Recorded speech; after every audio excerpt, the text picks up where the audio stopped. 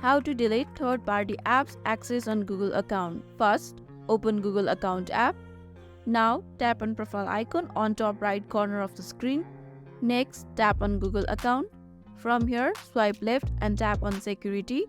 Scroll down and you will find the section called Your Connection to Third-Party Apps and Services. Now, click on option See All Connection.